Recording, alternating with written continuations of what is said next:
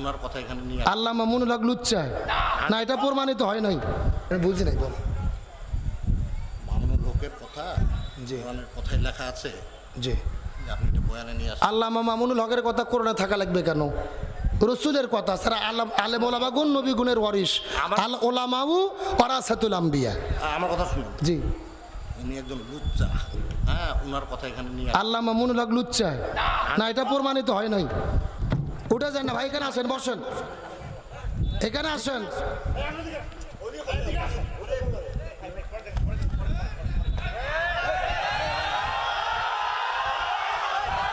বসেন বসেন বসেন। সম্মানিত দর্শক, আজকের গরম খবর, একটি মাহফিলে আল্লামা মামুনুল হক সাহেবকে নিয়ে কিছু কথা বলা হচ্ছিল এবং ওই জায়গার একটি নেতাকর্মী খেপে গেল এবং তিনি বলল যে আল্লামা মামুনুল হক সাহেব একজন লুচ্চা লাফাঙ্গা, এবং ওই জায়গার যারা ওয়াজগুলো শুনছিল তারা খেপে গেল এবং প্রধান বক্তা তার উদ্দেশ্যে কিছু হুঙ্কার দেওয়া কথা বলল। আমরা সেই কথাগুলো এই ভিডিওর মাধ্যমে দেখব। আজকের এই ভিডিওটি অনেক গুরুত্বপূর্ণ হতে চলেছে, তাই সম্পূর্ণ ভিডিওটি না টেনে দেখার অনুরোধ রইল। আর সম্পূর্ণ ভিডিওতে রয়েছে আরও অনেক গুরুত্বপূর্ণ বিষয়, যা দেখলে আপনারা রীতিমতো অবাক হতে বাধ্য হবেন। তাহলে চলুন কথা না বাড়িয়ে চলে যাওয়া যাক মূল ভিডিওর দিকে। আর আপনি যদি আমাদের এই চ্যানেলে নতুন হয়ে থাকেন তাহলে অবশ্যই সাবস্ক্রাইব করুন বাংলাদেশের সর্বশেষ আপডেট খবর পাওয়ার জন্য, এবং একটি লাইক দিয়ে দেখতে থাকুন সম্পূর্ণ ভিডিওটি। ওনার কথা এখানে নিয়ে আল্লাহ মামুনুল হক লুচ্চা না, এটা প্রমাণিত হয় নাই, বুঝি নাই। বল মামুনুল হকের কথা জি কোরআনের কথায় লেখা আছে জি, যে আপনি এটা বয়ানে নিয়ে আসেন। আল্লামা মামুনুল হকের কথা কোরআনে থাকা লাগবে কেন? রসুলের কথা ছাড়া আলেম ওলামা গুণ নবী গুণের ওয়ারিস, আল ওলামাউ ওয়ারাসাতুল আম্বিয়া। আমার কথা শুনুন, জি, উনি একজন লুচ্চা, হ্যাঁ ওনার কথা এখানে নিয়ে আল্লাহ মামুনুল হক লুচ্চা না, এটা প্রমাণিত হয় নাই। উঠে যান না ভাই, এখানে আসেন, বসেন, এখানে আসেন।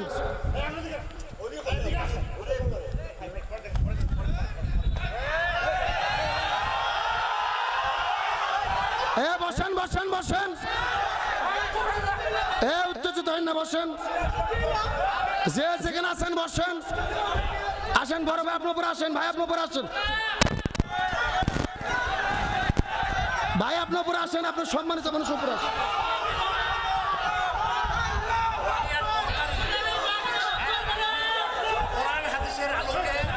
আপনি এখানে আসেন, এই লোকগুলো বসায়, আপনি এখানে আসেন, যে যেখানে আসেন বসে পড়েন, 5 সেকেন্ডের মধ্যে বসে পড়েন।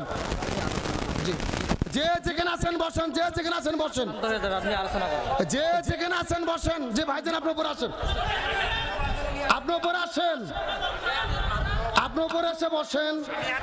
আপনার যেই প্রশ্ন উত্তর পাবেন, আসেন। আমরা যতগুলো কথা বলছি কোরআন হাদিসের বাইরে কোনো কথা বলি নাই। আমি কি কোরআন হাদিসের দলিল ছাড়া কোনো কথা বলছি? কথা বলেন বলছি। এখন বসেন, যে যেখানে আছেন বসে পড়েন, উত্তেজিত হবেন না, বসে পড়েন, যে যেখানে আছেন বসে পড়েন। আলোচনা চলবে, কোরআনের কথা চলবে ইনশাআল্লাহ। যে যেখানে আছেন বসে পড়েন, যে যেখানে আছেন বসে পড়েন। বসেন বসেন, আসেন বসেন, যে যে বসেন, আলোচনা চলবে, উত্তেজিত হবেন না, বসে পড়েন। জি, আপনি এখানে আসেন, প্লিজ বলছি আপনাকে, আপনি এখানে আসেন। আপনি এখানে না আসলে পরিবেশ শান্ত হবে না, আসেন এখানে। আল্লামা মামুনুল হক মুক্তি পাওয়ার পরে দেখেছেন, মাইক নেওয়ার পরেই তিনি হুঙ্কার দেওয়া শুরু করেছেন, প্রমাণ করেছেন বাঘ খাঁচায় বন্দি থাকলেও হুঙ্কার দেয়, মুক্ত থাকলেও হুঙ্কার দেয়। তিনি বলেছেন কোনো আমাদের হিংসা নেই, আমাদের কোনো আক্রোশ নেই। ইউসুফ নবী সবাইকে ক্ষমা করেছে, আমরাও ক্ষমা করলাম। এই জমিনে কোরআন প্রতিষ্ঠার জন্য কাজ করব, বাঁচলে আমরা খিলাফত কায়েম করব, আর মরলে শহীদ হয়ে যাব। বাঁচলে খিলাফত, আর মরলে শহীদ, আমাদের কোনো টেনশন নেই। একটা মেসেজ তিনি দিয়েছে যে বাংলাদেশে ইসলামী আমাদের যে বর্তমান অবস্থা, এর দুর্দিনের একমাত্র কারণ কোনো ব্যক্তি নয়, কোন ইসলাম বিদ্বেষী শক্তি নয়, ইসলাম পিছিয়ে থাকার কারণ আমরা হুজুররাই একদল হতে পারিনি। এই হুজুর ওই হুজুরের বিরুদ্ধে ফতুয়া, ওই হুজুর ওই হুজুরের বিরুদ্ধে ফতুয়া। এই জন্য আল্লামা বলেছে না, আর আর দলাদলি নয়, যে ঘরনার হোক, কওমি হোক, আলিয়া হোক, হেফাজত হোক, চরমোনাই হোক, জামাত হোক, ইসলামের কথা যারা বলে একদল হওয়া ছাড়া এই বাংলার জমিনে মুসলমানদের মুক্তি হতে পারে না। তার মানে বোঝা গেল এক হওয়া ছাড়া কোনো উপায়। আমার বন্ধুগণ, মুসলমান ভাইরা, এই বাংলাদেশের স্বাধীনতার মহান স্থপতি বঙ্গবন্ধু শেখ মুজিবুর রহমানের জীবনী আমি পড়েছি। অসমাপ্ত আত্মজীবনী পড়ে যতটুকু বুঝেছি যে বঙ্গবন্ধু শেখ মুজিবুর রহমানের জনপ্রিয়তার পেছনে অন্যতম কারণ হলো তিনি যতবার জেলেবন্দি হয়েছে তার জনপ্রিয়তা তত বেড়ে গেছে। কথা কন না কে? একই রকম ভাবে আলেমেরাও যদি বন্দী হয় জনপ্রিয়তা কমে না, বাড়ায়া দেয় কে? গত 2 দিন তা প্রমাণ হয়ে গেছে। আমাদের আল্লামা মামুনুল হক জাতীয় নেতা হয়ে ভেতরে ঢুকেছে, আন্তর্জাতিক নেতা হয়ে বের হয়ে চলে এসেছে। হযরত ইউসুফ আলাইহিস সালাম 10 বছর জেল থেকে বের হওয়ার পরে মিশরের রাষ্ট্রপতি হয়েছে। আমরা মনে করি আজ হোক কাল হোক বাংলাদেশের মুসলমানরা যদি দিন বোঝে, ইসলাম বোঝে, কোরআন বোঝে, এই বাংলাদেশের সিংহাসনে আলেমরাই যাবে, কোরআন দেই বাংলাদেশ চলবে ইনশাআল্লাহ। এই কোরআন দেই সমাজ চলুক আমরা চাই কি চাই না? আমরা রাজনৈতিকভাবে যে কোনো দল করতে পারি, আওয়ামী লীগ, বিএনপি, জামাত, জাতীয় পার্টি ব্যক্তিগত ব্যাপার, কিন্তু মুসলমান যদি হই কোরআনের পক্ষে আমাদেরকে থাকতে হবে। আল্লাহ তাআলা কোরআন এবং ইসলামের পক্ষে থাকার তৌফিক দিক, বলেন আমিন। আপনি বসে থাকলেন না, না নয়ডাঙ্গি নয়, ওই দিকে একটা করলাম শাশুয়া, হ্যাঁ যে শাশুয়া জি। তারপর একটা করলাম আমি 2-3টা মাহফিল করলাম, ভাই শুরু থেকে শেষ পর্যন্ত বসে থেকে শুনলো। ভাই বুঝলো না যে ওয়াজ কোরআনের হলো না বাইরের হলো। আপনি ভালো মতো না শুনলে কোরআনের কথা বুঝবেন কি? আগে পরিপূর্ণভাবে শুনতে হবে, না শুনে লোকমা দেওয়ার কোনো সুযোগ। তাহলে চিৎকার করে বলেন আলেম কত প্রকার। 3 নম্বর হলো দরবারি, দরবারি হুজুর আছে না নাই? আর 4 নম্বর হলো দরকারি। 4 নম্বর কি? দরকারি হুজুর কাকে বলে ভালো করে বুঝবেন। দরকারি হুজুরগুলো কোরআনের হক কথা বলে, কোরআনের সত্য কথা বলে, জালেমের জুলুমের ভয় করে না, প্রয়োজনে জীবনের সর্বোচ্চ বিলিয়ে দেয়, তারপরেও বাতিলের কাছে মাথা নত করে না। তাহলে আলেম হলো 3 প্রকার, সরকারি, তরকারি, দরকারি, আর হলো দরকারি, আর হলো দরবারি। দরকারি হুজুর হক্কানি আলেম। এই হক্কানি আলেমদের সঙ্গে থাকবে যারা, জান্নাতে যেতে পারবে তারা। এখন চিৎকার করে বলেন আমরা কি হক্কানি আলেমদের সঙ্গে থাকতে চাই? হক্কানি আলেমদের সঙ্গে কারা কারা থাকতে রাজি আছে? 2টি হাত আল্লাহকে তুলে দেখায়।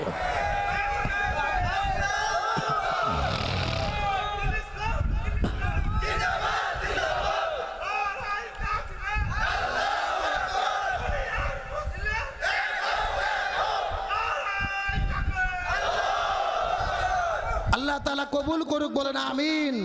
তারা চিৎকার করে বলেন আলেমদেরকে হেফাজত করবে কি? আরো জোরে বলেন। আমার বন্ধুগণ, মুসলমান ভাইরা গভীর মনোযোগ। আল্লাহ তাআলা ইমানদার মুসলমানদেরকে কেমন করে সম্মান দান করবে কথাগুলো সুন্দর করে বোঝার চেষ্টা করবেন। আমি আপনাদেরকে একটা সুন্দর করে মেসেজ দেওয়ার পরে আপনাদের মধ্যে থেকে বিদায় নিয়ে চলে যাওয়ার চেষ্টা করব। কথাগুলো সুন্দর করে বোঝার চেষ্টা করবেন। আল্লাহ তাআলা আলেমদেরকে কেমনে সম্মান দান করে। এই ভারত উপমহাদেশের ভেতরে আল্লাহর একজন জগৎ বিখ্যাত আল্লাহর ওলি ছিল আল্লামা খাজা কুতুবউদ্দিন আলবেক আল কাকি রহমতুল্লাহ আলাইহি। কথাগুলো সুন্দর করে বোঝার চেষ্টা করবেন।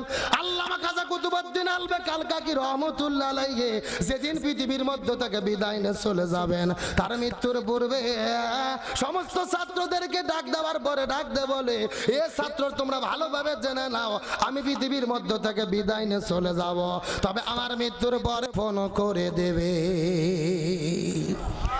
এই কথা বলার পরে সমস্ত ছাত্রগুলো কান্না করা শুরু করে দিলেন। হুজুর এটা আপনি কেমন কথা বললেন? আপনি তো ভারত উপমহাদেশের মধ্যে একজন জগৎ বিখ্যাত আল্লাহর ওলি, আপনি বিদায় নিয়ে চলে যাবেন, আপনার মৃত্যুর পরে কেন জানাজার নামাজটা পড়তে পারবো না? খাজা ডাক দে বলে, আমার মৃত্যুর পরে যদি তোমরা জানাজার নামাজটা আদায় করতে চাও, যেই লোকটা নামাজের মধ্যে ইমামতিত্ব করবে এই লোকের মধ্যে কমপক্ষে 4টে গুণ থাকা লাগবে। এই লোকের ভেতরে কমপক্ষে 4টে শর্ত থাকা লাগবে। এই 4টে গুণের লোক থাকলে ওই লোকটা নামাজের ইমামতিত্ব করতে পারবে রে। আর 4টে গুণ যদি না থাকে জানাজা হবে না, বিনা জানাজায় খাজার লাশটাকে দাফন করা হবে। আমার বন্ধুগণ মুসলমান ভাইরা গভীর মনোযোগ। সমস্ত ছাত্রগুলো কান্না করতে করতে বলে, হুজুর আপনার মৃত্যুর পরে যে লোকটা জানাজার নামাজের ইমামতিত্ব করবে, ওই লোকের মধ্যে কোন 4টে গুণ থাকা লাগবে বলেন তো দেখি। এমন সময় খাজা ডাকতে বলে, আমার মৃত্যুর পরে যেই লোকটা জানাজার নামাজের মধ্যে ইমামতিত্ব করবে, ওই লোকের মধ্যে 4টে গুণ থাকা লাগবে। তার মধ্যে প্রথম নম্বর গুণ হলো, আমার মৃত্যুর পরে যেই লোকটা আমার জানাজার নামাজের মধ্যে ইমামতিত্ব করবে, ওই লোকটা এমন একজন লোক হবে যেই লোকটা 40 বছর ধরে একাধারে তাকবীরে উলার সঙ্গে ফরজ নামাজের ইমামতিত্ব করেছে। কত বছর বললাম? 1 নম্বর 40 বছর ধরে ফরজ নামাজের ইমামতিত্ব করেছে। এমন সময় ছাত্রগুলো কান্না করতে করতে বলে, হুজুর 2 নম্বর কি গুণ থাকা লাগবে দয়া করে বলেন তো দেখি। খাজা ডাকতে বলে, আমার মৃত্যুর পরে যেই লোকটা নামাজের ইমামতিত্ব করবে, ওই লোকের মধ্যে 2 নম্বর যেই গুণটা থাকা লাগবে, 2 নম্বর গুণ হলো শুধু 40 বছর ধরে ফরজ নামাজ জামাতের সহিত পড়লে হবে না, 2 নম্বর যেই গুণটা থাকা লাগবে, ওই লোকটা এমন একজন লোক হবে রে যেই লোকটা 40 বছর ধরে ফরজ নামাজ জামাতে পড়ার পাশাপাশি রাতের বেলা ঘুম থেকে উঠে তাহাজ্জুদের নামাজটাও পড়তে মিস করে না। 1 নম্বর 40 বছর ধরে ফরজ নামাজ আদায় করেছে, 2 নম্বর 40 বছর ধরে তাহাজ্জুদের নামাজটাও নিয়মিত আদায় করেছে। 3 নম্বর গুণ হলো, যেই লোকটা যুবক হওয়ার পরে জীবনে কোনোদিন কোনো মহিলার দিকে ইচ্ছা করে তাকায় নাই, যদি তার নজরটা চলে গেছে সঙ্গে সঙ্গে তার নজরটা ফেরাই আনেছে। আর 4 নম্বর গুণ হলো, আমি আপনাদেরকে জিজ্ঞাসা করি বলেন তো আসরের ফরজ নামাজ কয় রাকাত? আরো জোরে বলেন। এই 4 রাকাত ফরজের আগে সুন্নাত আছে কয় রাকাত?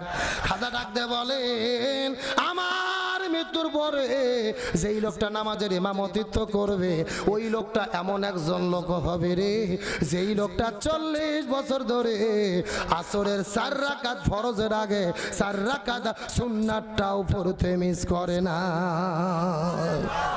এই 4টে গুণের যদি লোক খুঁজে পাওয়া যায়, ওই লোকটা নামাজের ইমামতিত্ব করবে।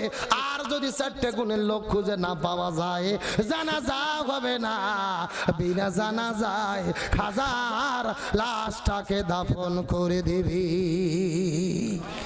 চিৎকার করে বলেন তো দেখি, খাজার জানাজার জন্য শর্ত আছে কয়টা? আরো জোরে, সাউন্ড নাই। আপনাদের কি কষ্ট হচ্ছে? রাগ করতেছেন? এই যে আমি বসে আছি একেবারে সোজা, ডান দিকে 1 ভাগ, বাম দিকে আর 1 ভাগ। আপনারা মুখ বন্ধ করে থাকেন, আপনারা বলেন তো দেখি, খাজার জানাজার জন্য শর্ত আছে কয়টা? আরো জোরে। আপনারা মুখ বন্ধ করে থাকেন, আপনারা বলেন তো দেখি, খাজার জানাজার জন্য শর্ত আছে কয়টা?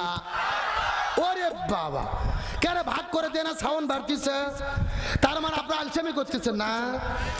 আমার বন্ধুগণ মুসলমান ভাইরা গভীর মনোযোগ। ডানে যারা আছেন কথা বলবেন, বামে যারা আছেন কথা বলবেন, মঞ্চে যারা আছেন তারাও কথা বলবেন। সবাই মিলে চিৎকার করে একসঙ্গে বলেন তো দেখি, খাজার জানাজার জন্য শর্ত আছে কয়টা? আরো জোরে, জোর হলো না। এই 4টে শর্তের লোক খুঁজে পাওয়া যায় কিনা, আর শেষ পর্যন্ত জানাজা হয় কিনা হয়, এই আলোচনাটাকে মিনিট 15 চলবে। কথা বলেন, চলবে? আলোচনা চলছে, তাহলে চিৎকার করে বলেন জানাজার কয়টা শর্ত? আরো জোরে বলেন। আমার বন্ধুগণ মুসলমান ভাইরা গভীর মনোযোগ। রাজ্য তো গভীর হয়ে গেছে, বেশিক্ষণ আপনাদের মধ্যে কথা বলবো না। একটা মেসেজ দেওয়ার পর বিদায় নিয়ে চলে যাওয়ার চেষ্টা করব। কথাগুলো সুন্দর করে বোঝার চেষ্টা করবেন। এই 4টা শর্ত দেওয়ার পরে পরের দিনে সকালবেলা ফজর নামাজ পড়ার পরে লক্ষ্য করে দেখা গেল ওই খাজা আল্লাহর ডাকে সাড়া দিয়ে এই পৃথিবীর মধ্য থেকে বিদায় নিয়ে চলে গেলেন। কিন্তু খাজার মৃত্যুর পরে চতুর্দিক থেকে লক্ষ লক্ষ মানুষেরা তার জানাজাটা পড়ার জন্য তার লাশের কাছে এসে হাজির হয়ে গেছে। তার মৃত্যুর খবর শোনার পরে চতুর্দিক থেকে লক্ষ লক্ষ মানুষেরা তার জানাজার তার কাটুনির কাছে আসার পরে চোখের পানি ফেলে কান্না করে করে করে দোয়া করে। এখন আমি আপনাদেরকে জিজ্ঞাসা করি, বলেন তো দেখি, ও ঠাকুর গায়ের মুসলমান, আজকেও বাংলাদেশের ভেতরে আলিমেরা যখন বিদায় নিয়ে চলে যায় মানুষেরা কান্না করে দোয়া করে কি করে না? আরো জোরে বলেন। এই যে আমাদের দেশের মধ্যে থেকে গত 6 মাস আগে ওই যে কোরআনের পাখিটা বিদায় নিয়ে চলে গেল, এই বাংলাদেশের 68,000 গ্রামের ভেতরে এমন কোন গ্রাম নাই যেই গ্রামের ভেতরে মানুষেরা তার জন্য কান্না করে দোয়া করেনি। এমন কোন মসজিদ নাই যেই মসজিদের মধ্যে তার জন্য দোয়া হয় নাই। তামাম পৃথিবীর ভেতরে 80টা দেশের মধ্যে তার জন্য গায়ে বা জানাজা আদায় হলো। তার মানে বোঝা গেল ওই আলেমেরা বিদায় নেওয়ার পরে শুধুমাত্র কোটি কয়েক মুসলমান নয়, ওই আলেমেরা বিদায় নিলে তামাম পৃথিবীর মুসলমানেরা তাদের জন্য কান্না করে। আমার বন্ধুগণ, মুসলমান ভাইরা গভীর মনোযোগ। এই বাংলাদেশের মধ্যে এমনও মানুষ মরে যায়, এমনও প্রভাবশালী লোক মরে যায় যাদের মৃত্যুর পরে মানুষেরা চোখের পানি ফেলে কান্না করে না, অনেকে খুশির ঠেলায় বলে আলহামদুলিল্লাহ। কথা বলেন না কেন? কেউ মারা গেলে মানুষেরা চোখের পানি ফেলে কান্না করে, আবার কারো মৃত্যুর কারণে মানুষ খুশিতে বলে আলহামদুলিল্লাহ। এটা কিন্তু কখনোই ভালো মৃত্যুর কারণ হতে পারে না। এই জন্য একজন কবি বলেছে, যেদিন তুমি এসেছিলে ভবে কেঁদেছিলে, তুমি এসেছিলে ভুবন। সম্মানিত দর্শক, আশা করি আপনারা সম্পূর্ণ ভিডিওটি না টেনে দেখেছেন এবং এই ভিডিওটি দেখে আপনারা অনেক কিছু বুঝতে পেরেছেন। আর আপনার যদি এই ভিডিওর উপর কোনো গুরুত্বপূর্ণ মতামত থেকে থাকে তাহলে অবশ্যই কমেন্ট বক্সে জানান। আর আজকের ভিডিওটি এই পর্যন্তই, আবার দেখা হবে অন্য কোনো নতুন ভিডিওতে। ততক্ষণ সুস্থ থাকুন, ভালো থাকুন, আল্লাহ হাফেজ।